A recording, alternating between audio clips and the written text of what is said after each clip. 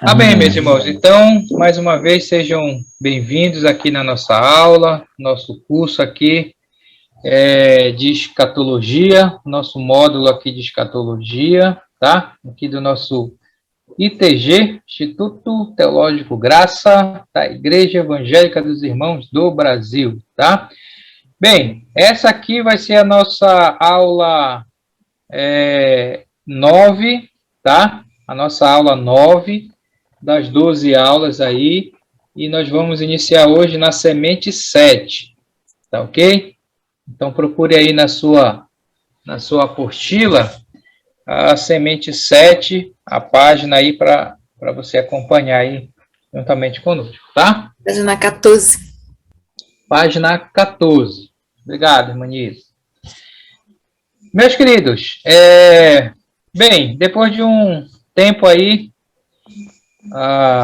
sem a gente estar aqui se encontrando, mas até aqui a gente já estudou muitas coisas, muitos assuntos aí interessantes aí sobre a escatologia. Veja bem que não confunda o módulo de escatologia com o módulo de Apocalipse, tá? Então, quando a gente estudar Apocalipse, a gente vai estudar o livro de Apocalipse, ok?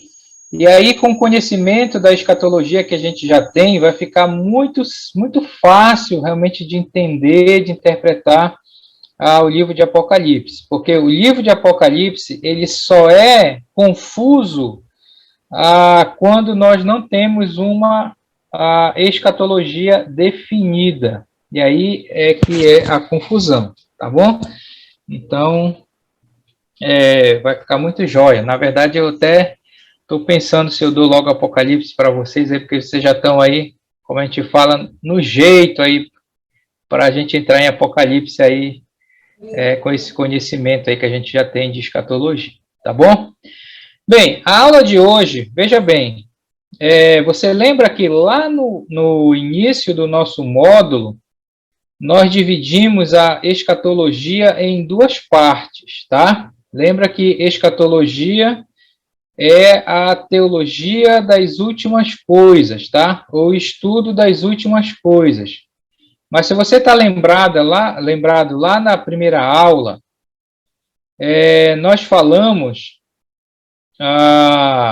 que nós iríamos dividir a escatologia em duas partes, tá? A escatologia individual, ok? E a escatologia cósmica, ou a escatologia do mundo. Ou seja, em relação à escatologia individual, é o julgamento e o destino final de todo ser humano. E em relação à escatologia cósmica quer dizer mundo, né? Nós falamos sobre todos esses assuntos aqui. Então, até a semente 6, nós conversamos muito sobre escatologia cósmica, ou seja, o final das coisas da humanidade, do mundo de uma maneira geral, tá? Os eventos, as posições, claro que a gente não entrou em detalhes, esse não é o objetivo do módulo aqui, mas é entender principalmente as posições, tá? As linhas teológicas dos grupos e do nosso grupo. Nós, enquanto Igreja dos Irmãos, nós temos uma linha escatológica que nós seguimos e que nós interpretamos as profecias, a escatologia, o próprio livro de Apocalipse, e esses assuntos sobre o final dos tempos, tá? Então, a partir dessa aula agora, nós vamos estudar sobre a questão mais individual, a questão do indivíduo, tá? Qual é o destino final de todo ser humano, tá? Então, só para você entender aí para onde a gente vai seguir agora a partir dessa linha, tá? Deu para entender? Alguma pergunta? Deu para entender essa divisão aí que eu fiz, que a gente fez, que está na apostila? Oi, Ricardo, boa noite. Boa noite, meu irmão. Desculpa aí, cheguei um pouquinho atrasado. Aí eu... Tem problema. Falando agora, qual é a página que está isso aí? É a página, irmã? 14. 14, meu irmão. A semente 7. Ah, tá. Tá? Ok. A gente vai entrar aqui na semente 7, tá? Então, a semente 7 vai falar sobre as coisas mais do ser humano, tá? É o estudo das últimas coisas do indivíduo, tá? Só para a gente afinar a nossa mente. A gente não vai falar agora de uma maneira geral, de uma maneira global. Mas isso não quer dizer que vocês não possam fazer perguntas em relação a essas coisas aí. Fique à vontade para perguntar, tá bom? Bem, vamos lá. Semente 7. A semente diz o seguinte: devemos viver nossas vidas sabendo que vamos prestar contas do que fizermos. Então, esse é quando nós nos convertemos, né? Muitas vezes a gente esquece disso, a Bíblia está cheia de versículos e textos, né? Que nos alertam sobre essa questão, né? Então, como eu estava falando, nós sabemos que todos nós, todo ser humano, na realidade, seja convertido ou não, um dia vai prestar conta do que tem feito nesse mundo, tá? Então, como diz aqui, tanto os seguidores de Jesus como os incrédulos serão julgados por seus atos e motivações em juízos distintos, quer dizer, em juízos, julgamentos, né, diferentes, tá? Então, eu não lembro se eu já mostrei isso para vocês, mas só para a gente falar um pouco sobre essa questão dos julgamentos que a Bíblia menciona, tá? Deixa eu mostrar um quadro aqui para vocês sobre os julgamentos. Estão vendo aí? Então, olha só. Quando a gente fala de julgamentos, a Bíblia menciona alguns julgamentos, alguns juízos que vão ter, tá? E aí a gente precisa ter isso bem definido em nossa mente, tá? Seguindo a nossa escatologia, porque cada grupo ele vai ser julgado em momentos diferentes, tá? Por exemplo, nós temos aqui, primeiro, o julgamento da igreja, tá? É o chamado Tribunal de Cristo, para determinar galardões. A gente vai falar um pouco mais sobre isso, tá? Acontecerá, é bem provável que acontecerá logo após o arrebatamento. Então, a igreja, ela vai ser julgada, tá? Ela vai passar por esse juízo chamado Tribunal de Cristo, ok? Para efeito de galardões. A gente tem também o julgamento dos sobreviventes da tribulação. Então, você lembra que depois da tribulação de 7 anos, Jesus vai vir na chamada segunda vinda, não arrebatamento, mas a segunda vinda em poder e glória. Ele vem, tá? Ele vai descer lá no Monte das Oliveiras, e aí ele vai prender Satanás. Satanás vai ser preso por 1000 anos, o falso profeta e o anticristo eles vão ser lançados vivos no lago de fogo. E aí o que acontece? Depois da tribulação, depois da guerra do Armagedon, vai haver pessoas vivas, sobreviventes da tribulação. Vai ter pessoas incrédulas e pessoas crentes, tá? Vivas na tribulação. E aí você lembra desse texto aqui, que muitas vezes nós aplicamos para a igreja, mas não é a igreja, tá? Mateus 25, que é aquele texto que Jesus fala: vinde bendito dos meus pais, ele separa a ovelha dos bodes, né? Manda um ficar à direita, outro ficar à esquerda. Aquele que fica na direita, ele diz: vinde benditos do meu pai, entra no reino, né? E aí tem aquela história do tive fome, me deste de comer, tive sede, me deste de beber, estava nu e me vestistes e tudo mais. E aí eles perguntam, quando é que a gente fez isso? Aí ele fala, quando vocês fizeram um desses meus pequeninos. Pequeninos lá são os judeus, é o povo de Israel na tribulação, tá? E aí essas pessoas, eles estão vivos na tribulação e eles vão passar por esse julgamento, tá? Os vivos incrédulos é que Jesus fala que estão à sua esquerda, tá? Então menciona esse julgamento lá dos vivos. Tem o julgamento, claro, dos santos que morreram durante a tribulação. Então, esse aqui são os vivos e esse aqui são os mortos, aqueles que vão ser mortos durante a tribulação. Eles têm um julgamento também, de acordo com Apocalipse 20, versículo 4, tá? Também, claro, vai ter o julgamento dos santos do Antigo Testamento, no caso, os judeus, tá? Daniel fala isso lá, que eles vão ressuscitar lá, tá? Alguns, tá? Entendem que isso aqui seria junto, tá? Esses dois aqui seriam juntos, tá? E, claro, tem o julgamento dos incrédulos, de todos os incrédulos, desde o início dos tempos, que é o julgamento do grande trono branco, mencionado em Apocalipse, vai acontecer depois do milênio, tá? Então, esses são os julgamentos, tá? Aí, distintos. Essa é a nossa linha de interpretação, essa maneira que nós entendemos e interpretamos. Nem todos os grupos creem dessa maneira. Por exemplo, para os aliancistas, os presbiterianos, só há dois julgamentos, dos justos e dos injustos, tá? E aí eles não fazem toda essa divisão que nós fazemos aqui para interpretar. Perguntas sobre isso? Dúvidas? Fale agora ou não se cale para sempre. Pode fazer depois a pergunta, se quiser. Daqui para frente, pergunta para mim, Daniel. Pode fazer, Daniel. Cada um quadro desse, cada uma ressurreição dessa, cada um julgamento desse, nós vamos estudar daqui para frente, é?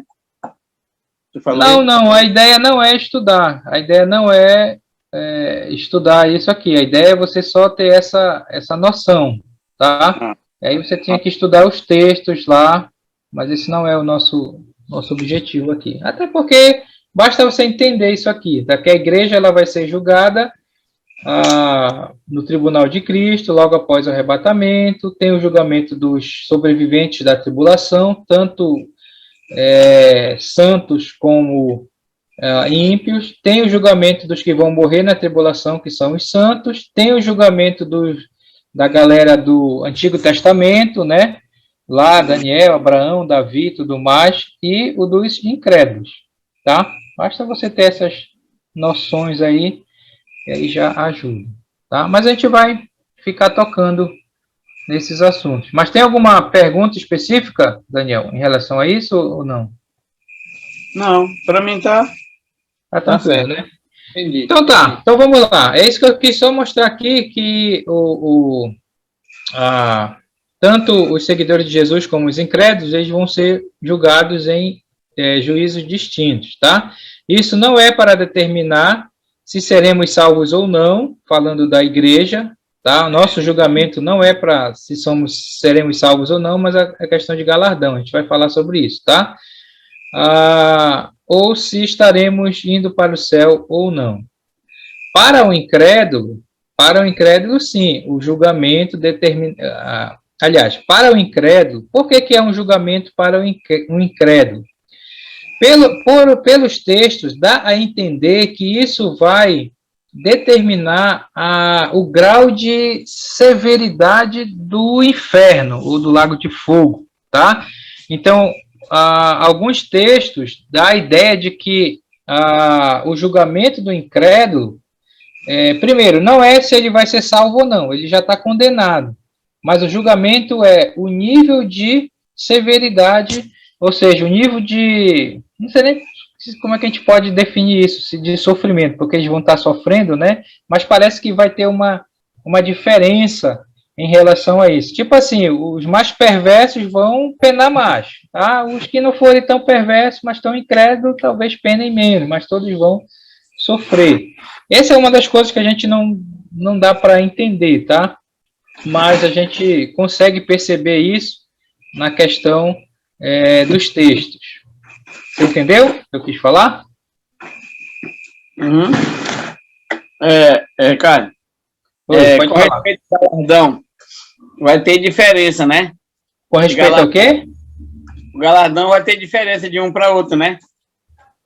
É bem provável que sim, né? Agora, a gente precisa entender o que é o galardão, né?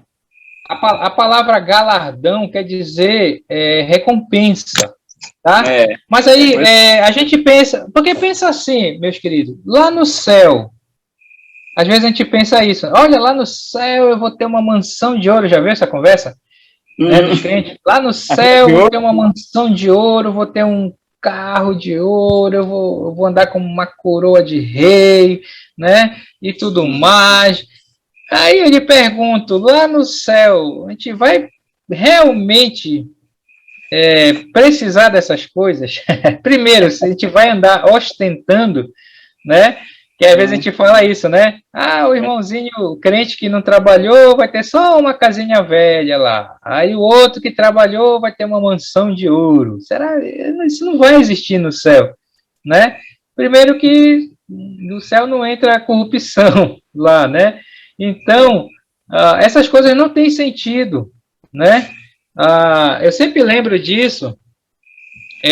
Tem uma série, eu não sei se vocês conhecem, você sabe que eu gosto muito de escatologia e eu gosto muito desses filmes de apocalipse. Então tem uma série de zumbi, você sabe que é zumbi, né? De mortos-vivos lá, né? Chamado The Walking Dead.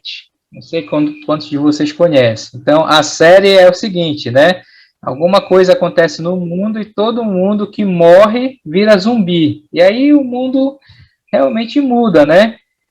E aí tem uma cena que o que acontece? O mundo acaba assim, né? Os zumbis tomam conta e os sobreviventes têm que ficar fugindo, né? E tem uma cena interessante, que eles chegam num lugar e tem dinheiro lá. Aí o cara começa a pegar dinheiro, né? Eles foram atrás de comida, né? Aí o cara começa a pegar dinheiro, guardar no bolso. Aí o outro olha para ele e diz assim: "Por que tá pegando dinheiro? Isso não tem mais utilidade. Para que tá fazendo isso, né?" Aí ele diz: "É mesmo", aí joga fora, né? Então, eu penso que assim vai ser no céu, né? Você pensa lá, vou ter uma mansão de ouro, um carro de ouro, alguma coisa, né? Não vai ser assim, né? Agora, claro que vai ter a recompensa, né? O que é a recompensa? Essa é a questão, né? A palavra galardão que vem disso aí. Mas alguns acham que a melhor recompensa que a gente vai ter lá é uma palavra de louvor de Deus, né?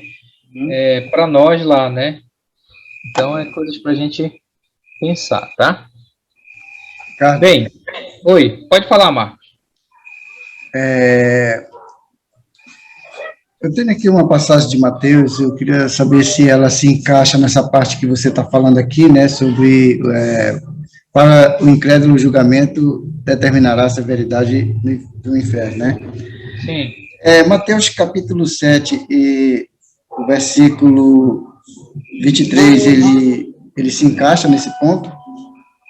É aquele, né? Nem todo que me diz Senhor, Senhor entrará no reino do céu, tal. Não, Esse, né? Esse que diz, então, lhes direi explicitamente, nunca vos conheci, apartai-vos de mim, os que praticais a iniquidade. Eu queria saber se esse versículo ele se encaixaria aí. Mateus 7, eu colocaria assim, Jesus está falando de uma maneira mais geral, tá? Não está falando de uma maneira tão específica, até porque é início lá, né? Que ele falou que nem todo que acha que vai ser salvo, não vai ser, né? Vai ter uma grande surpresa. E essas pessoas lá são aquelas pessoas que estão confiando neles mesmos para a salvação, né? Questão da religião, né? Estão confiando na religião deles para serem salvos, né? Por isso que eles falam, a gente expelimos demônio, fizemos cura, fizemos milagres, né? E tudo mais, quer dizer, eu. Esse é uma pessoa que confia na religião, né? Aí Jesus vai dizer, olha, não conheço vocês, apartai-vos de mim. Aí a ideia de conhecer é a ideia de ter intimidade, né? Então, eu acho que ali Jesus está falando mais de uma maneira geral, que quem vai ser salvo é aquele que tem intimidade com Deus, né? Que partilha dessa amizade com Ele e não simplesmente confia na religião. E isso serve para todos aqueles julgamentos, todas aquelas ressurreições aí, né? Até dos judeus também, né? Bem, vamos lá. Severidade. Para o seguidor de Jesus, o julgamento determinará recompensas. Aí a questão é estudar essas recompensas, que é a palavra galardão, tá? Tira a ideia de que você vai ser milionário, trilionário lá, mais do que os outros, né? Mas com certeza, dependendo daquilo que você faz, você vai ter mais ou menos lá. Todas as nossas decisões, pensamentos e ações devem ser feitas à luz da eternidade. Isso é interessante, né? Essa é uma verdade, né? E às vezes aquele que não tem essa esperança, ele vive e trabalha para esse mundo, né? Juntando tesouros na terra, como Jesus falou, né? Ele até falou que não era para fazer isso, mas juntar tesouros no céu, né? Então, o cristão, nós deveríamos, né? Tomar nossas decisões, né, nossas ações e tudo que a gente faz, pensando na questão da eternidade. Que nós estamos nesse mundo só de passagem. E que logo, mas logo mesmo, né, a gente já vai embora desse mundo aqui. Alguns já estão mais próximos disso, outros mais ou menos, né? Isso se não acontecer nenhuma fatalidade, como a gente fala, né? Mas se Jesus não voltar daqui a uns 50 anos, talvez nenhum de nós vamos estar aqui, olhando aqui pela idade de cada um de nós, né? Eu já estou aí com meus 46, 47, quase chegando nos 50, sendo que a média do brasileiro aí é 80, né? 70, acho que até caiu essa média agora, né? Então, só me resta aí uns 30 anos, né? E aí a gente tem essa perspectiva de que a gente vai viver mais uns 100 anos. Pode até viver, né? Aí, né? Esse dia eu vi um velhinho aí de 100 e lá vai poeira de ano. Oh, chega a dar pena do bichinho. Mas antes de ir logo, né? Então, nos resta pouco tempo, né? Então, a Bíblia fala que é loucura, né? O homem lá com 60 anos se matando para fazer tesouro nesse mundo, sendo que ele já está mais para lá do que para cá, né? Então, claro, isso não é uma mensagem pessimista e tudo mais, né? Largar tudo e não fazer nada, mas é a ideia de que a gente tem que fazer as coisas pensando à luz da eternidade, sabendo que logo a gente vai partir desse mundo, tá? Bem, olhando aqui para esse slide, então, é isso que eu estou falando, né? A questão da escatologia individual, o estudo das últimas coisas individualmente. É diferente da questão cósmica ou mundial, né, do mundo, como as coisas vão terminar. Bem, e aí a gente precisa ver, falando dessa questão individual, alguns conceitos falsos, quer dizer, pensamentos falsos de grupos religiosos que ensinam heresias ou coisas contrárias à Bíblia sobre o destino do mundo. E tem grupos próximos de nós que ensinam isso, né? E as pessoas vão acreditando e vão levando aí suas vidas pensando nisso e se afastando cada vez mais do Senhor. Aqui sobre o destino do homem, só para a gente saber, tá? Para você saber, e aí você pode depois se estudar mais profundo cada um desses aqui e se inteirar mesmo aí, tá? Mas, por exemplo, tem um conceito falso que é o chamado a aniquilação dos ímpios. O que é isso? Alguns grupos ensinam que os ímpios serão aniquilados, a menos que lhes seja dada a vida eterna. Então, olha só, a aniquilação, o que é aniquilação? Aniquilação é a ideia de que se acaba, tá? Então, alguns grupos ensinam que os ímpios, quando eles morrem, tá? Se eles não se salvam, então eles vão ser aniquilados, ou seja, eles vão deixar de existir no tempo, no espaço, tá? Essa é a ideia de aniquilação. O que diz, eles se baseiam nesse texto aqui de Mateus 10, 28. O que diz Mateus 10, 28? Alguém pode ler aí? Tá com a Bíblia aberta? O que Jesus falou? Fala assim, ó. Não temais os que matam o corpo e não podem matar a alma. Temei antes aquele que pode fazer perecer no inferno tanto a alma como o corpo. Isso, perecer no inferno.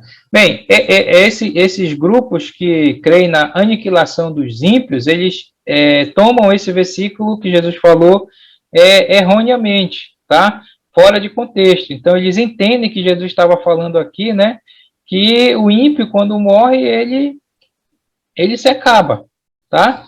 E aí, a palavra hebraica Abaddon, que significa destruição, também eles usam esse texto de Jó aqui, 31, não preciso ler, mas você tem que ter... Você lembra quando nós estudamos a questão das tipo de literaturas na Bíblia? Então, o livro de Jó, o que você acha? É uma literatura histórica, apocalíptica, de sabedoria, profética, evangelho? Que tipo de literatura é o livro de Jó? História. Sabedoria. Sabedoria. O livro de Jó, o livro de Salmos, o livro de Provérbios, o livro de Eclesiastes. Eu acho que o livro de Cantares também, não tenho certeza se Cantares é considerado, mas se você reparar, a maneira que o livro de Jó está escrito, ele está escrito em verso, ele não está escrito em prosa, né? Aí você tem que estudar isso aí, né? Mas você vê que é o mesmo estilo do Salmo, a maneira que ele está escrito, é porque é uma linguagem de sabedoria, ainda que tenha história lá de Jó no início, mas a grande parte do livro de Jó é de sabedoria. E quando a gente pega uma literatura de sabedoria, a gente tem que ter muito cuidado para não colocar doutrina, tá? Nos livros de sabedoria. A gente pode pegar princípios. O que são os livros de sabedoria? São observações dos sábios, tá? Que olham a situação, que olham a vida, tá? E na maioria das vezes a coisa acontece. Por exemplo, Provérbios 22:6, o que diz? Ensina a criança no caminho que deve andar, e ainda quando for velho não se desviará dele, tá? Isso é uma linguagem de sabedoria, tá? Isso não é doutrina, tá? O que isso significa? Não há garantia, se você ensinar a criança no caminho, que ela vai seguir. Claro que a gente tem que fazer a nossa parte, claro que a gente tem que ensinar, e caminho ali é todos os caminhos, tá? Mas por que o sábio escreveu aquilo? Porque ele viu que, na maioria das vezes, aqueles que ensinam as crianças no caminho certo, quando essas pessoas são velhas, eles não se desviam. E não necessariamente quer dizer caminho da religião, caminho religioso, caminho da igreja, caminho de Deus e tudo mais, mas caminho certo, né? Você sabe que tem muitas pessoas que não são convertidas, mas têm um bom caráter. né? Por quê? Porque os pais ensinaram e pessoas têm esse bom caráter. Esse é o caminho certo, de certa maneira, tá? Então, é isso. Aí, o livro de Jó é dessa maneira também, tá? Por exemplo, qual era a teologia dos amigos de Jó? O que eles achavam do porquê que Jó estava sofrendo? O que eles Porque tinha pensavam? pecado. Exatamente. Porque tinha pecado. A teologia deles era essa. Jó, você está sofrendo tudo isso que você está passando porque você está em pecado. Você cometeu algum pecado na sua vida e você tem que confessar, e aí por isso Deus está te castigando.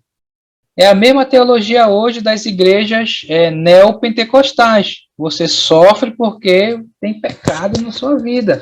E no final do livro, o que a gente descobre? Que não era. A razão de Jó estar sofrendo é porque Deus permitiu que Satanás tocasse na sua vida. Não é que Jó não tinha pecado. Aliás, Deus deu uma esculhambação séria nele, né? Em relação a isso antes, né? Você lê lá, quando Deus fala com ele lá no final, né? Porque Jó dizia para eles, olha, eu não sei, eu não pequei, eu não sei dessas coisas, né? Ele até começou a achar que ele não tinha pecado mesmo, e Deus disse, não, você é pecador, mas não é essa a razão que você está sofrendo, né? Aí que ele fala no final, eu te conhecia só de ouvir, mas agora meus olhos... Então, quer dizer, muita coisa que os amigos falaram, você não deve tomar como doutrina. E é exatamente nesses pontos que as seitas erram. A maioria dos versículos das seitas, Testemunho de Jeová, Adventista, Mórmon, esses outros grupos aí, pode reparar que os versículos que eles apresentam para vocês nesses livros de sabedoria. Tá? Então, eles tiram muito essa questão de que o homem ímpio, quando morre, ele é aniquilado, ele deixa de existir. E aí, a verdade sobre isso, como é que você refuta essa mentira, né? Marcos 9, 42 a 48 fala do tormento eterno do fogo, do verme e do fogo, né? Se você for ler lá, você vê que Jesus falou dessa questão do inferno, que o homem, onde o verme não morre e o fogo não se apaga. Ele estava usando linguagem lá, né? O verme seria um sofrimento interior e o fogo seria um sofrimento exterior. Então, o que é que Jesus está falando? Que o homem no inferno, ele não é aniquilado, mas ele vai sofrer tormento eternamente lá, tá? Um outro conceito falso, mais conhecido ainda, em relação a isso, é o chamado sono da alma, tá? Esse ensinamento, tá? E essa falsa doutrina, ela é usada pelos Testemunhas de Jeová e pela Igreja Adventista, tá? Chamado sono da alma. O que que diz? A alma não pode existir sem o corpo, a alma dorme até a ressurreição. Agora, meus irmãos, esse versículo está errado aqui, tá? Risca esse versículo aí, eu não sei qual é o versículo que o Bruce estava pensando, eu já pelejei para tentar encontrar, mas não é 1 Samuel 4,15. E é que vocês acharem aí, a gente se avisa aí, tá? Mas não procura agora não, que não tem nada a ver esse versículo. Só risca ele daí, ok? E presta atenção aqui. Então, esse conceito falso diz que o incrédulo, quando morre, ele dorme e fica esperando a ressurreição ou o julgamento, tá? Esse conceito é um conceito errado, tá? O homem não dorme, ele fica consciente. Então, a verdade, por exemplo, 2 Coríntios 5, 6 a 10, fala de estar sem o corpo, mas presente com o Senhor. Paulo falou isso, né? Fora do corpo, mas presente com o Senhor. Então, o homem não dorme, tá? e nem o justo e nem o injusto. A gente vai ver isso aí. Oi, pode falar. É a prova do homem que morreu e foi para o inferno, né? A De gente lá vai ver o rico e o Lázaro. Essa história que Jesus contou não era parábola, era uma história verdadeira, tá?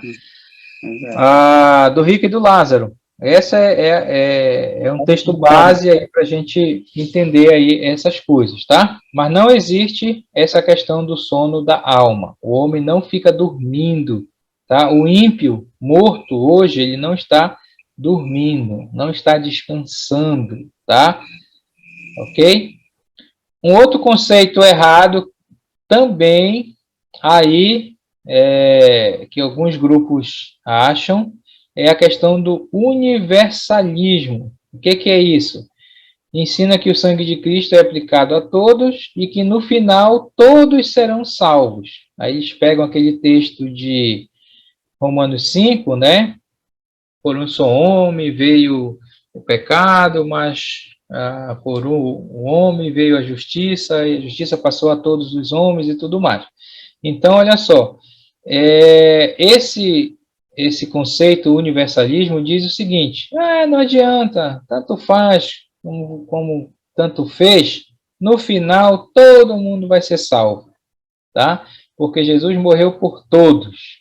Então, no final, todos vão ser salvos. Esse é um conceito muito perigoso que está muito próximo aí, chamado universalismo, tá? E isso é tão diabólico que o ímpio, quando ouve um ensinamento desse, ele fica tranquilo, né? Então pronto, eu posso curtir a minha vida e o dia que eu morrer, pronto, todo mundo vai ser salvo mesmo, tá? Qual é a verdade? João 3, a conversa de Jesus com Nicodemos, que a salvação só acontece através do novo nascimento. Se a pessoa não for salvo, não ter o novo nascimento, ele não é salvo, tá? E por último, o famoso conceito do purgatório, tá? Purgatório significa purificação, né? Purgar significa purificar, né? Esse é um conceito da Igreja Católica, por isso que é rezado as missas, aí desde o início da Igreja Católica, aí do século III, século IV, né? Que fala o quê? Que muitos incrédulos ou pecadores serão punidos no purgatório, ou seja, eles vão ser castigados lá, mas isso os purificará para entrar no céu, né? Essa é a ideia do purgatório. E o ímpio vai para o purgatório e lá ele vai penar, vai sofrer, vai pegar umas chicotadas do diabo lá e ser queimado, mas tudo isso é para que ele seja purificado e para que ele possa entrar no céu, né? Os santos passam logo direto para o céu, mas os perversos, eles têm que ir para o purgatório para pegar essas surras aí e ir para o céu. O que a Bíblia fala? A verdade sobre isso é que Hebreus 9:27 diz que as pessoas morrem e logo depois disso esperam o juízo, o julgamento, tá? Você lembra desse versículo, né? Aos homens está ordenado morrerem uma só vez, vindo depois disso o juízo, o julgamento. Então não há segunda chance, purgatório, não há reencarnação ou purificação após a morte, né? O sacrifício de Cristo foi completo e suficiente para salvação, para nossa salvação, tá? Então, esses 4 conceitos falsos aí sobre a questão do homem quando morre, né? O ímpio, principalmente o ímpio quando morre. Então, o ímpio quando morre, ele não é aniquilado, ele não está dormindo, ele não vai ser salvo, né? A questão de que todos vão ser salvos, e ele não está no purgatório para ser purificado e depois ir para o céu. Claro que há outros conceitos errados sobre isso, mas é importante a gente saber esses são os principais e mais próximos de nós. Perguntas? Algum comentário? Já recebeu a visita de algum grupo desse com um folhetinho, onde a menina vem explicando sobre isso? Outro dia chegou alguém aqui, né? Acho que era Testemunho de Jeová com um folheto, né? Existe inferno de fogo? Aí era essa a pergunta. E aí ela veio explicar toda essa questão para mim. Aí eu fico ouvindo que é para poder pescar dela e depois ensinar lá nas aulas. Alguma pergunta, meus irmãos? Ricardo, eu queria fazer um comentário, na verdade. A gente vê que a gente tem um discipulado muito bom dentro da nossa igreja. E só que tem pessoas que elas não aceitam fazer discipulado. E de vez em quando, ainda no nosso meio, a gente ainda vê próprios irmãos falando essas coisas. Isso é muito triste, entendeu? A gente tem todo um material para esclarecer. Deus já deu entendimento aos nossos líderes, então, para nos discipular, e o discipulado, ele tira todas essas dúvidas da gente, mas é muito triste por a gente ver o irmão passando por uma situação e o irmão, em vez de vir dar uma palavra de acalento, vem falar essas coisas que não são verdades. Isso é muito triste. Isso é muito triste e perigoso, né? Você sabe que muito das divisões dos grupos das igrejas surgem exatamente dessas questões, né? Eu estou visitando as igrejas dos irmãos e quando eles pedem para me dar um estudo, eu estou dando a escatologia, né? Está muito na cabeça, mas esclarecendo essas coisas, né? Pessoal aí das igrejas com medo aí, Terceira Guerra Mundial, o anticristo vai perseguir, cuidado com 666, não toma vacina, quer dizer, tudo isso é uma falta de conhecimento da escatologia, né? E a gente tenta esclarecer. E essa questão aí sobre a morte também, o que Paulo disse para os Tessalonicenses? Olha, eu não quero que vocês sejam ignorantes em relação a esse assunto, como aqueles que não têm esperança, né? Claro que a gente fica triste com a partida, com a separação, né? Mas a gente tem que saber, né? O que acontece. E a Bíblia fala claramente o que acontece, para onde a gente vai, né? É isso que a gente vai estar estudando aqui agora, em relação a isso, né? Ricardo? Bem, vamos... Oi. Eu sou uma unanimidade, né, quando se comenta muito com relação a discipulado, né? E eu estou fazendo aqui com 2 irmãos aqui em Castanhal, e quando a gente tem a oportunidade, a gente lembra de algumas coisas aqui da escatologia, né? Então, um discipulado bem trabalhado, né, claro, colocando diante da presença de Deus aquilo que a gente vai passar para o outro irmão que ele está caminhando na fé, né? Então, isso para mim é muito importante. Eu sou unânime quando eu vejo, por exemplo, a irmã comentando sobre isso aí. Isso para mim é uma fonte muito forte, porque você se aprofunda cada vez mais, né? Quanto mais você estuda, compartilha, mais você aprende, aí você ensina e é ensinado ao mesmo tempo. Então, tem algumas partes que a gente tem conversado aqui, que a gente menciona lá, né? Claro que a gente vai com um certo cuidado, né?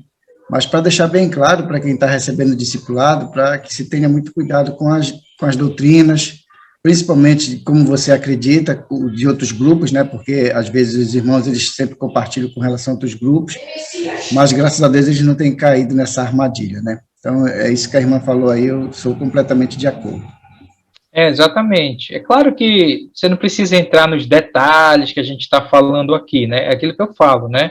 Muitos desses termos que a gente usa é dentro desse ambiente, que a gente chama ambiente acadêmico, de seminário, de instituto bíblico, né?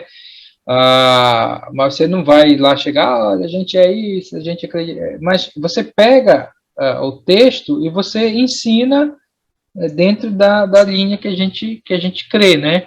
E aí fica tranquilo, né? E aí eu sou da opinião de que aqui e acolá você deve também falar o porquê que aquele grupo pensa diferente, né? Porque é aquela coisa, uma hora ou outra ele vai bater, né? O grupo vai chegar lá e vai falar alguma coisa, né? Então a gente precisa tá seguro, né? Saber o que a gente crê, né? Saber o que o outro crê e o porquê que ele crê dessa maneira. Você sempre tem que ter o cuidado e ensinar para o novo convertido a questão que ter o cuidado com versículos isolados. Você sabe o que é isso, né? Às vezes você pega um versículo e só o versículo isolado, ele pode dar problema, né? Por isso que você tem que ver o versículo, tem que ver o contexto daquele versículo, né? E olhar todo o contexto para entender realmente o que realmente aquele texto, aquele versículo tá falando. Nunca pegue um versículo isolado, né? A gente tinha um missionário aqui que era o pastor Jorge, o missionário Jorge Johnson, né? Então ele ia dar aula para nós, ele dizia, para você interpretar a Bíblia, você precisa de 3 coisas. Ele dizia, você tem que olhar o contexto, é a primeira coisa. A segunda coisa, você tem que olhar o contexto. E a terceira coisa, você tem que olhar o contexto. Então, era contexto, contexto, contexto. Tá? É daí que vem as maluquices aí que a gente vê aí dos textos, tá bom? Bem, agora, pode falar. A gente pode dizer que as coroas, que a gente acha, né, também, elas podem ser classificadas como galardão. Você tem a coroa de glória, né, coroa dos que amam a vinda do Senhor, coroa da justiça. A gente pode classificar elas como sendo galardões? Creio que sim, né? Agora a gente tem que pensar como essas coroas, né? Que a Bíblia fala que a gente vai receber coroas, né? Galardões, né? Mas, assim, se imagine no céu com uma coroa. Primeiro, você não vai ficar lá soberbo andando. Eu tenho uma coroa aqui mais bonita que os outros, tal, né? Então, eu realmente não sei como é que vai ser isso. Agora, quando a gente estuda Apocalipse, a gente vai ver uma figura lá em Apocalipse chamado os 24 anciãos, tá? Quando João chega lá no trono da graça, em Apocalipse capítulo 4, ele começa a descrever o que ele está vendo, ele diz que ele vê 24 anciãos lá, sentados em tronos. Bem, segundo a nossa interpretação, nós cremos que esses 24 anciãos são a igreja, são representantes da igreja, os 24 anciãos. Esses 24 anciãos, eles estão lá com coroas na cabeça, tá? Que lhe foram dadas, diz lá. Então, se a igreja, as coroas seriam como o galardão da igreja, né? Ali. Mas no capítulo 5, quando o Cordeiro aparece e abre o livro, o que os 24 anciãos fazem? Eles se ajoelham e eles pegam as coroas, eles pegam as suas coroas e depositam aos pés de Jesus, né? Depositam aos pés de Jesus. Ou seja, eles reconhecem que aquilo que eles receberam foi Jesus que ganhou por eles, vamos colocar assim, né? Então, a gente precisa realmente entender realmente o que é esse galardão, o que é essa recompensa, né? Porque a gente pensa muita coisa material, física, né? Mas alguma coisa, mas aí fica para a gente estudar e olhar as opiniões, as posições e tudo mais, tá? Mas tira essa ideia de que você vai ser o cara lá no céu, né? Andando com um coroão bonito, né? Parece parece aqueles cara hippie com cordão de ouro se exibindo por aí, Parece né? um pavão. Não, eu perguntei porque eu já vi, eu já escutei estudos classificando essas coroas como se fossem galardões. É por isso que eu te perguntei aí. Eu realmente, eu acho que pode até ser realmente galardões e coroa, mas a gente tem que pensar e entender realmente, porque tudo são figuras também, né? Então a questão lá, mas a gente vai com certeza receber recompensas lá. Por isso que alguns acham que seria palavras de louvor, palavras de agradecimento. Você já pensou, né? Imagina se o Bolsonaro bate na sua casa, o presidente da República, chega lá e diz, olha, fulano, muito obrigado pelo brasileiro que você é. Você ia ficar encantado com aquilo, né? Ia tirar selfie, ia registrar, né? Agora imagina Deus falando isso para você lá, né? Valeria muito mais que todas as coroas de ouro que talvez você recebesse. Enfim, é só para a gente pensar. Bem, vamos entrar um pouco mais aqui específico agora, nesse diagrama aqui, que nós temos aqui à nossa frente para explicar algumas coisas. De novo, nem todos concordam com essa visão, mas essa é a visão, eu digo, da maioria, aliás, da maioria não, dos pastores, tá? Da Igreja dos Irmãos, pelo menos onde eu assisto lá o exame do corpo ministerial, né? E quando eles começam a fazer perguntas sobre essas coisas, geralmente eles querem essa resposta aqui, tá? Mas pensa assim, antes de Jesus morrer e ressuscitar e ir para o céu, aonde que estava os santos do Antigo Testamento? Aonde é que estava Davi? Aonde é que estava Abraão? Né? Desde Adão, né? Eu creio que Adão foi salvo. Adão, Moisés, Davi, Abraão, Daniel, toda essa turma legal lá, né? Santos do Antigo Testamento que morreram, tá? Porque nós sabemos que o caminho para o céu só foi aberto após a ressurreição. Então, onde estava esse povo? Ok? Aonde é que estava esse povo antes de Jesus ressuscitar? E aí nós temos esse esquema aqui, tá? Que é baseado, tá? Um entendimento que é baseado na parábola do rico e do Lázaro. Mas preste bem atenção. No Antigo Testamento, qual era o entendimento deles? Eles tinham essa palavra chamada Sheol. O que era o Sheol na cultura hebraica? Tá? O Sheol era a morada dos mortos. Ok? Então, na cultura hebraica, os judeus, eles entendiam que quando eles morriam, tá? Após a morte, a pessoa iria para o Sheol, tá? E algumas tinha esse entendimento, que era a morada dos mortos. Por exemplo, nós vemos isso em Gênesis 37 e 35. Se eu não estou enganado, é o texto de Jacó, né? Quando os meninos lá enganam ele dizendo que o José tinha sido morto, né? E aí eles falam lá que ele iria descer à sepultura, tá? Aquela palavra sepultura é a palavra Sheol, tá? Então eles tinham esse entendimento de que os justos iriam depois da morte para o Sheol. Aqui é a mesma coisa. Isso no Antigo Testamento. No Novo Testamento, essa palavra ela foi traduzida como paraíso. Por exemplo, Lucas 16, 23 a 43, é a parábola do rico e do Lázaro. Ou paraíso ou seio de Abraão, é a mesma ideia lá.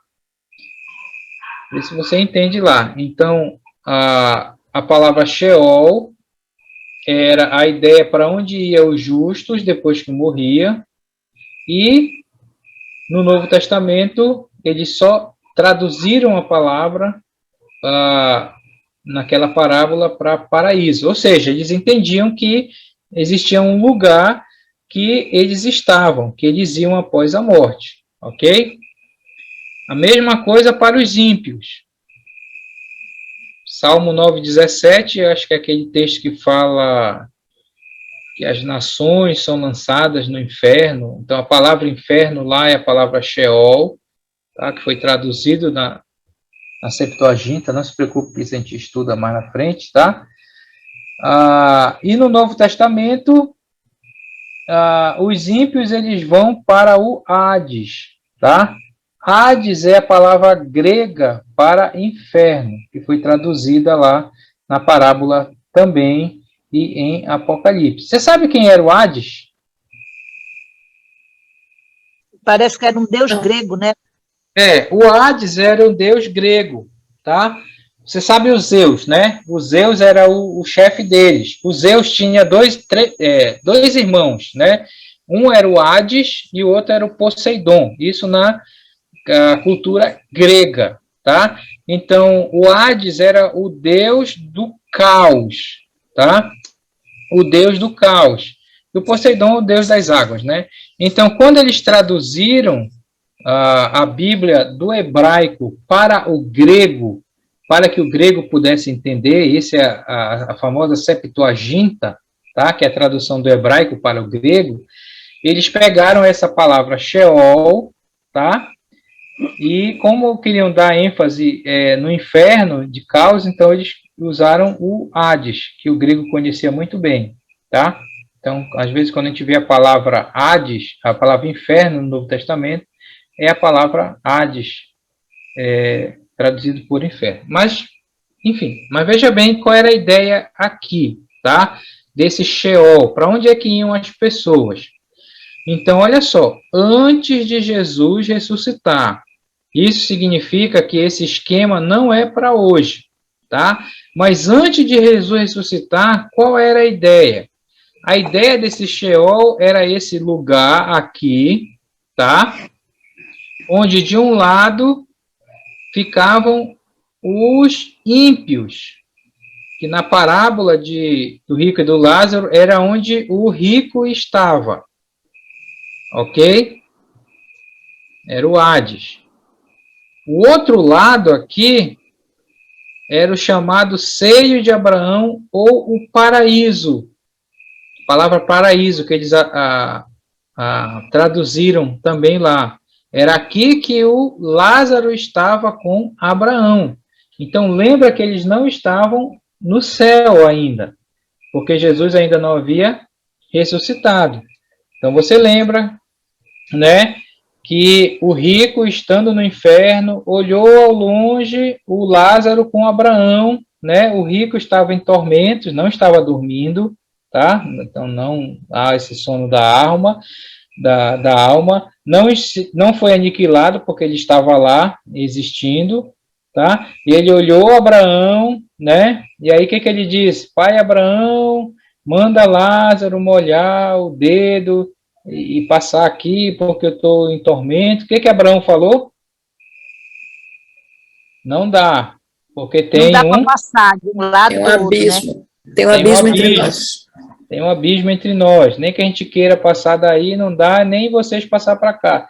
Tem esse abismo. Então, estão lascados vocês aí, né? Aí o rico falou, então manda ele ressuscitar e falar com meus irmãos não virem para cá, porque eles são mais perversos que eu. Abraão disse, não, tem que ouvir a Bíblia lá, os profetas e tudo mais. Enfim, então essa era a ideia aqui. Provavelmente, nós cremos que isso é realmente o que acontecia, tá? Que os ímpios estão aqui, no Hades, no inferno, aguardando o julgamento, mas sofrendo e consciente, tá? Lembrando de tudo, porque lembra que Lázaro, o rico lembrou de Lázaro, lembrou até dos irmãos, né? Então, imagina, o ímpio que morreu está aqui no inferno, ele está lembrando de tudo, as oportunidades que ele perdeu, a família dele, né? E além de tudo isso, está sofrendo. Então, alguns falam que isso é o verme que não morre, né? O sofrimento lá, ok? Então, por exemplo, textos como Lucas 23, 43. Eu acho que esse texto aqui é aquele que Jesus falou para o ladrão na cruz. O que é que Jesus falou para o ladrão na cruz? O que foi salvo? Hoje mesmo estarás comigo aonde? No paraíso. Paraíso. O paraíso era aqui, ó. Onde estava Abraão e a galera do Antigo Testamento e o Lázaro. Tá? Hoje mesmo estarás comigo no paraíso. Aonde é que Jesus estava nos 3 dias que ele passou entre a morte e a ressurreição? Aqui. Paraíso. Nesse lugar aqui, tá? A Bíblia fala, 1 Pedro... Esse coqueiro aí. a ideia aqui é porque é de Mandava de fogo. né? Acho que é, né? Então, Pedro fala que Jesus desceu até as regiões inferiores da terra, depois, entre a morte e a ressurreição. Ele estava aqui. Já viu aquele texto que ele pregou aos, como é que fala? Os cativos? Tem mais aqui para frente, né? Os espíritos em prisão. Então, o que foi isso? Ele estava aqui, né? Agora ele não pregou, a palavra não, é uma má tradução lá, né? Não é pregou, ele anunciou, né? Então ele só, veja bem, Jesus veio para cá, confortou aquele povo que estava aqui, o pessoal do Antigo Testamento, e anunciou para esses outros aqui que o destino deles, sei lá, não tinha mais como resolver. Então esse é o esquema que nós explicamos para entender essa questão de para onde eles iam antes da ressurreição de Jesus. Os ímpios aqui no inferno, tá? E os santos aqui, nesse lado aqui. Esse é um esquema. Agora,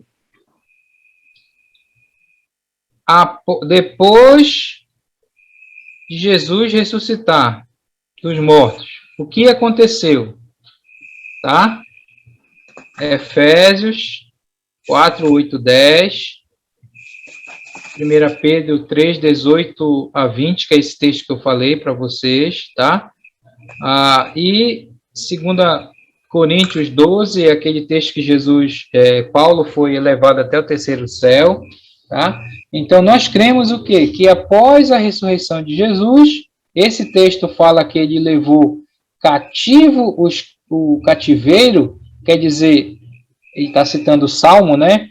Mas nós entendemos que Jesus ele levou esse lugar aqui e todo mundo que estava aqui para o céu, por isso que está aberto aqui. Ok? Então, hoje, esse lugar até existe, pode até existir, né? Aí, mas não tem ninguém lá. Porque hoje, quando você morre, o santo, quando morre, ele vai direto para a presença de Deus. O ímpio, não. Ele continua aqui, esperando o julgamento. Tá? Então, deixa eu só ler aqui para você fazer suas perguntas. Então, Hades na Septuaginta, como eu falei, é a tradução, né? Isso aqui é 70, né? De 50 mais 10, 10, 70. Esta palavra foi usada para traduzir inferno. Não é o destino final dos ímpios. Esse lugar aqui é um lugar temporário. O inferno é um lugar temporário, porque o último estágio é o lago de fogo, de acordo com Apocalipse 20, 13. Tá? E não tem poder sobre a igreja Mateus 16, lembra aquele texto, né? As portas do inferno não prevalecerão. Ele usou essa mesma palavra aqui, tá? Então, esse é o esquema que nós explicamos, essa questão dos santos, onde estavam os santos antes de Jesus ressuscitar e agora, depois que Jesus ressuscitou. Esse texto aqui de Paulo, se você for ler, o que ele fala? Conheci um homem que foi até o terceiro céu e ele estava no paraíso. Agora, Paulo não estava aqui, Paulo estava na presença de Deus. Então, esse é um argumento de que Jesus realmente levou esse lugar para o céu. Ou seja, as pessoas que estavam lá, tá? Bem, pergunta, o que você acha dessa posição aí? É claro que isso é uma explicação.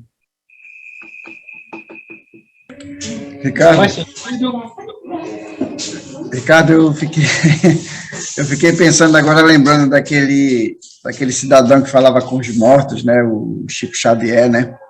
A gente olha para um quadro desse aqui, a gente vê a impossibilidade até disso, né, dessa comunicação. Não, mas veja bem que hoje não existe mais isso. Isso aqui era antes de Jesus nascer.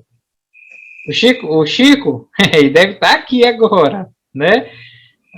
Mas se há a possibilidade dele ver esse lugar, não tem mais ninguém aqui, né? É como assim, poxa, tinha um monte de gente aqui, né? Eles estavam bem e tal, a gente sofrendo, mas agora é assim, ó.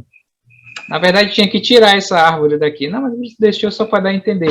Mas não tem ninguém mais aqui. Jesus levou para o céu. Eles estão lá ainda. Tá entendendo? Claro que não há mais a possibilidade. Se aqui era difícil, imagine agora que eles estão lá para cima. Não dá nem para ver mais, né? Eu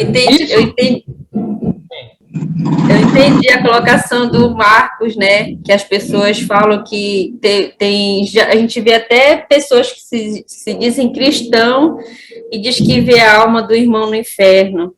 Aí, se o irmão se voltar, ele recebe a salvação de novo. Então, isso é muito complicado, né? Muito triste. Por exemplo, qual é o texto que você usa para isso? Hebreus 9, 27. Aos homens está ordenado morrerem uma só vez, vindo depois disso o juízo. Então, não há reencarnação. Na verdade, eles até veem coisas, mas não é. Sabe o que é? Demônio. Demônio. O que Paulo falou? Pode transformar em anjo, até em anjo de luz. Se Satanás e os seus demônios podem se transformar em anjo de luz, quanto mais numa pessoa, né? Mas esse é assunto para demonologia, tá? Mas não crê nisso, não. Eles até veem, mas é demônio. Bem, vamos lá. Pensei que vocês iam ter muita pergunta sobre isso. Ou tá tranquilo? Pergunta, se você morrer hoje, você vem para cá? Não. Não. Você vai para a presença de Deus, tá? Esse lugar está vazio hoje. Jesus levou esse lugar quando ressuscitou. O ímpio, quando morrer, para onde ele vem? Para cá ainda. Fogo. Aqui, o inferno. Ok? Inferno é um lugar temporário, tá? O último estágio é o lago de fogo. Inferno é a mesma coisa que lago de fogo? Não, não. O inferno, isso aqui vai ser jogado no lago de fogo, de acordo com Apocalipse 20, 11. O inferno é como se fosse um local só guardando os ímpios lá para o julgamento do trono branco. Depois do trono branco, eles vão para o lago de fogo. Tá Cara, certo? desse fogo aí gasta muita lenha, né? Porque não apaga esse fogo aí, né? Diz que o fogo é eterno e a fumaça sobe pelos séculos dos séculos, né? Então, o negócio vai ser brabo, né? Ricardo, eu não sei se é a sua área, né?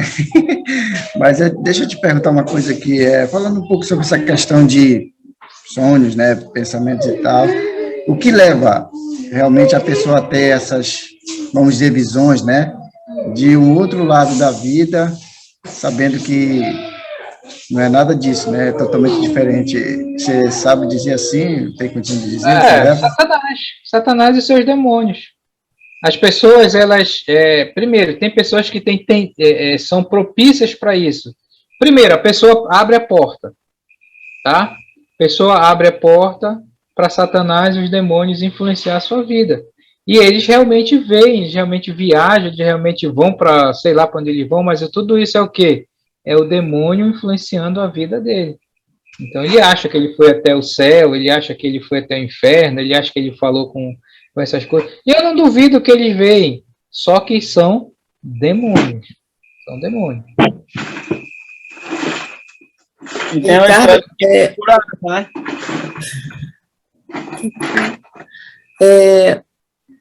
porque nas outras igrejas que eu estive, né, sempre eles, como eles pensam que eles não fazem diferença, às vezes, entre Israel e a igreja hoje, né?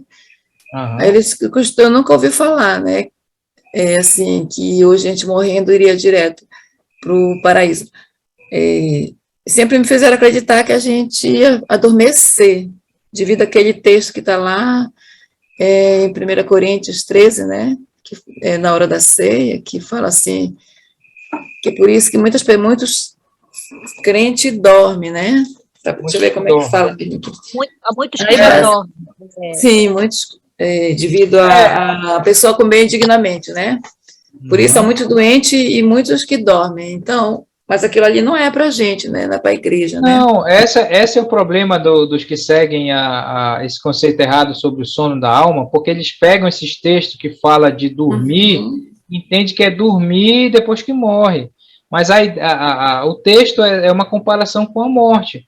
Por exemplo, Jesus, quando falaram, olha, Lázaro está doente, Lázaro morreu, o outro Lázaro, não esse Lázaro aqui da parábola, né? Sim. O irmão lá de Maria. O que Jesus disse? Bora lá porque ele está dormindo. Não foi isso que ele disse? Aí os discípulos disseram, mas se ele está dormindo, ele vai acordar e vai ficar bem. Aí Jesus disse, não, rapaz, eu estou falando que ele morreu, cara. Dormia no sentido de morrer. Então, é essa que é a confusão, né? Por exemplo, quando Paulo disse, não quero que vocês sejam ignorantes com respeito aos que dormem, né? Dorme não é de dormir, Paulo está dizendo com respeito aos que morreram, tá? Então, eles levam literalmente a questão de dormir, mas no caso é figurado, dormir é morrer. É por isso que eles ensinam essa falsa doutrina de dormir depois que morre, né? Ninguém dorme, né? Nem o ímpio e nem o cristão. O cristão vai para o céu, tá? Então, olha, o que eu quero que você entenda é o seguinte, quando falar que a gente vai para o paraíso, essas coisas todas, não é esse local aqui, tá? O paraíso Jesus levou para o céu. Então, onde é que está Abraão hoje? Onde é que está Davi? Está no céu. Onde é que estão os crentes? Estão no céu, em espírito. Lembra que tem a ressurreição ainda aqui. Oi, Ricardo. Oi, Edmar. Eu queria saber, meu querido, se esses lugares são físico ou espiritual? Sabia que ia ter essa pergunta. Essa eu não sei. Lá pela década de 90, não sei quantos de vocês já eram aí do meio cristão, surgiu uma coisa que era chamado Sons do Inferno. Sons do Inferno. Acho que foi o pessoal da Igreja Universal que surgiu com essa ideia. Mas a ideia era o seguinte, a conversa era o seguinte, uns cientistas lá para a banda ali, acho que era para a banda lá da Ucrânia, lá, né?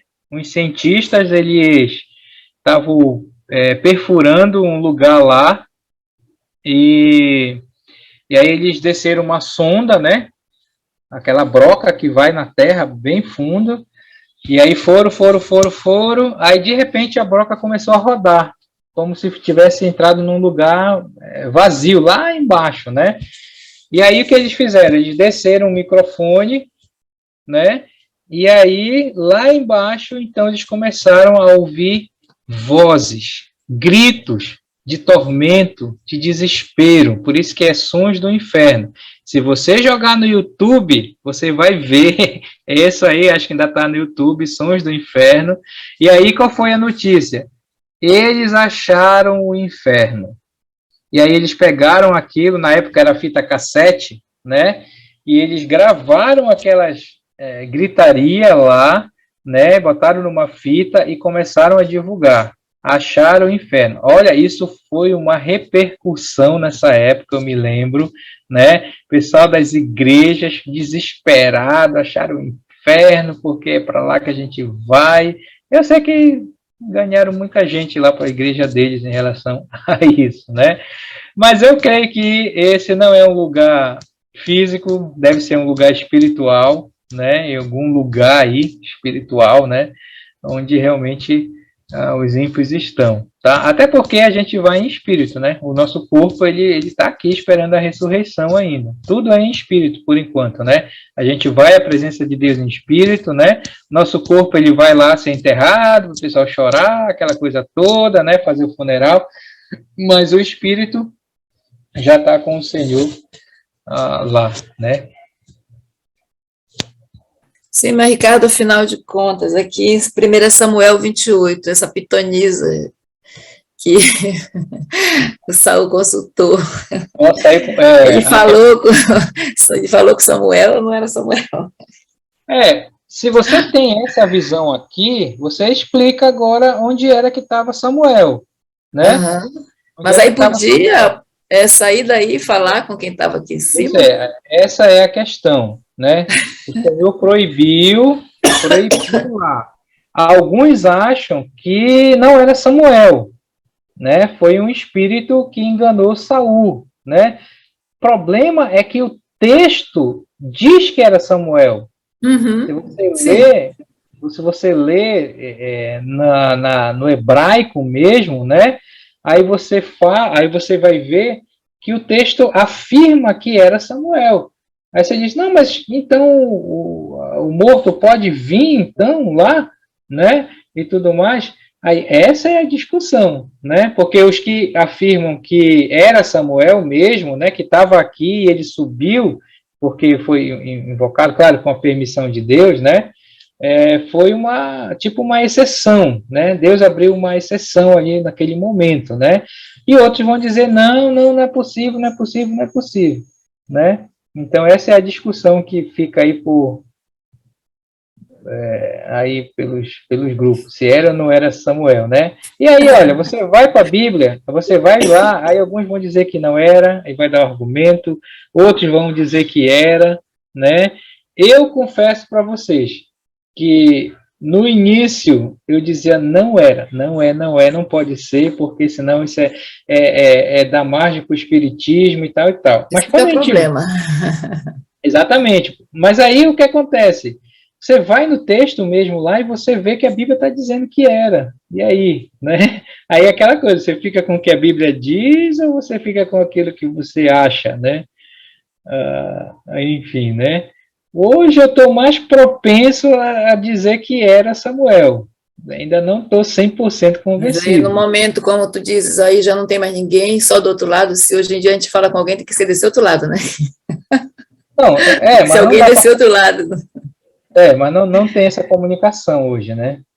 Tem um versículo em Pedro que diz que Deus sabe reservar aqueles que estão aqui, né? Alguma coisa com isso. Pois mas eu digo assim, os espíritas continuam afirmando que falam. Às vezes não as provas, mas não gente daí.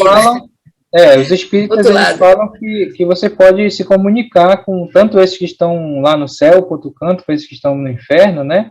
Só que aquela coisa, na verdade, são demônios se fazendo de pessoas para enganar. Sim. Tá? É por isso que a gente tem que ter muita sensibilidade quando a gente vai conversar com alguém sobre essas coisas. Se você chegar com a pessoa e falar, isso é loucura, você não viu nada e tudo mais, a pessoa vai se ofender, porque ela vê mesmo, tá? Mas ela está sendo enganada. Eu já vi na minha casa uma manifestação de um espírito desses. Incrível. E para mim só foi mais medo deles do que vontade de estar com eles. Uma coisa incrível. Tem que ter sabedoria em relação a essas coisas. Eu creio que um cristão verdadeiro, primeiro ele não busca essas coisas, né? Eu creio que um cristão verdadeiro ele não vai ter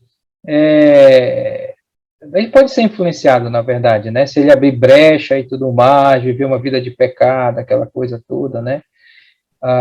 Olha, eu sempre lembro uma história que o Bruce contou. Acho que ele conta isso, né? Que ele vinha para dar aula em Coraci, e aí ele vinha ouvindo o rádio, né? E aí estava tendo testemunho de uma jovem que estava pedindo ajuda para o pastor, porque ela sempre via à noite um espírito, né, um demônio que perturbava ela, né? E aí o pastor começou a entrevistar, e aí parece que o pastor disse, você tem alguma roupa do seu namorado por aí? Ela disse, eu tenho uma roupa dele aqui, né, dentro do meu guarda-roupa, né? Aí o pastor disse, então pega essa roupa, faça não sei o que, né? Aí o Bruce disse, por que essa roupa do namorado está no guarda-roupa dessa menina? É óbvio que eles estavam em pecado, né? Então, com certeza, ela abriu brecha, né? E aí, abrindo a brecha, abrindo a porta, Satanás vai influenciar a vida da pessoa. Eu já presenciei possessão demoníaca, eu, Bernardo, né? A gente é meio exorcista, né? Agora que parou mais, né? Mas geralmente quando o pessoal, tem demônio, aí chama o Bernardo me chama, a gente vai lá. Né? Mas geralmente você vai fazer a entrevista com a pessoa abriu brecha. Ou é pecado, ou ela se envolveu com alguma seita, com macumba, com alguma coisa. Por isso a gente tem um material, se você não conhece, né, chamado Liberdade em Cristo e Vivendo Nossa Liberdade, e um material antigo que se chama Quebrando Correntes, que é baseado num livro de um homem chamado Neil Anderson, que trata dessa questão demoníaca, né? Então, a gente tem esse material. Se você tiver problema em relação a isso com alguém e tudo mais, me pede que eu envio. Mas uma das coisas faça uma verificação na vida da pessoa e você vai descobrir que ela se envolveu com coisas demoníacas e abriu brecha para Satanás usar e influenciar. Se for um cristão verdadeiro, ele está sendo influenciado. Se não for um cristão, provavelmente ele está mais que influenciado, né? Ricardo, esses jogos da internet, né, alguns que são demoníacos, né, e filmes também que falam de demônio, né, pode ser também considerado, assim, porque eu tinha muito problema, acho que eu adorava filmes de terror quando eu era jovem, e eu tinha muito pesadelo feio, enquanto eu não larguei essa mania. A questão é de pessoa para pessoa, geralmente pessoas que têm a mente mais dizer assim, mais fraca, mais aberta, tem que ter cuidado com essas coisas, porque Satanás ele influencia. Pois mas nessa época eu nem sabia dessas coisas, nem pensava, nem ligava, simplesmente eu gostava demais dos filmes, aí eu tinha pesadelos constantes, mesmo pesadelo repetitivo. Mas se você sabe que você é fraco nessa área, que se você assistir eu não sabia. Você vai dar brecha para Satanás, aí você evita, né? Você evita. Enfim. Ricardo, não é Nossa Guerra Espiritual o nome do material lá? Nossa Guerra Espiritual, isso? Nossa Guerra Espiritual... Quebrando Correntes é o livro, né? É isso mesmo, mano. Obrigado, é verdade. Tem essa apostila... Antigo, né? Tem essa apostila Nossa Guerra Espiritual, que foi feita baseada no livro Quebrando Correntes, tá? Aí depois o Bruce desenvolveu Vivendo Nossa Liberdade e Liberdade em Cristo, que um é para pessoas não convertidas que têm influência demoníacas, tá? E outro que é o próprio cristão, porque tem cristão que ele é crente, que ele é convertido, mas ele tem problemas com isso. Então tem esse material que ajuda também, né? E o cristão, quando ele é influenciado por isso, é porque ele abriu porta. Aí. Tá certo? Bem, mas vocês entenderam essa questão aqui? Tá tranquilo? Deixa eu ver se dá para a gente ir mais para frente. Hoje não tem sorteio para vocês. Vamos ver se a gente só acaba aqui essa semente, tá? Aqui basicamente é aquilo que eu falei, né? Depois da morte de Cristo, aí você tem o Sheol, a questão do Hades, que é a palavra inferno no grego. Jesus anunciou o que aconteceu no Hades. Esse texto é aquele texto de Pedro que eu disse que fala que ele foi em regiões inferiores e pregou aos espíritos em prisão, porque ele veio exatamente aqui, né?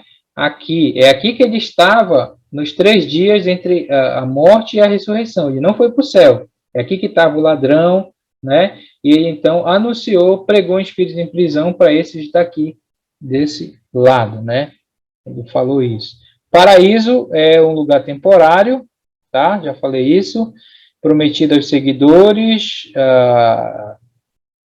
de Jesus, né? Isso é a igreja, acho que da Filadélfia aqui.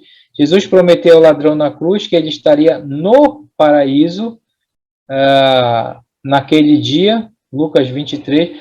Interessante, eu ia falar isso para vocês, né? Você lembra esse texto de Lucas? Lucas 23, né? Jesus disse, hoje mesmo estarás comigo no paraíso, aqui, né? Porque eles morreram e eles foram para cá, né? Se você pegar a Bíblia do Testemunho de Jeová, está alterado esse texto, porque eles não creem nisso, né? Então, se você pegar a Bíblia deles, você vai ver que está assim. Jesus disse assim, em verdade te digo hoje, vírgula, estarás comigo no paraíso. Altera totalmente o significado, né? Porque o texto diz, em verdade te digo, que hoje estarás comigo no paraíso.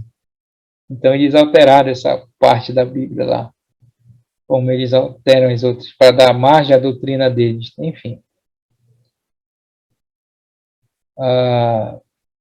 Aparentemente, o paraíso foi transferido para o céu, para o céu com a ressurreição de Jesus, né? Esse texto de 2 Coríntios 12:4 é aquele texto de Paulo, né?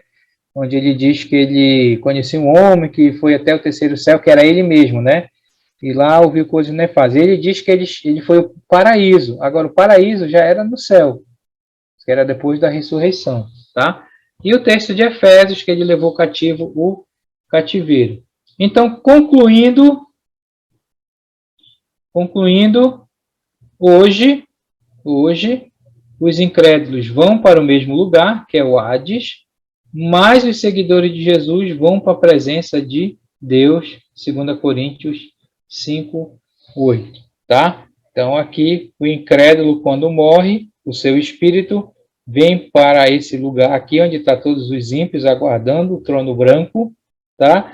E o seguidor de Jesus não vem para cá mais, porque Jesus levou esse lugar depois da ressurreição, ele vai para a presença de Deus. Essa é a maneira que nós interpretamos. Certo? E aí, para finalizar aqui,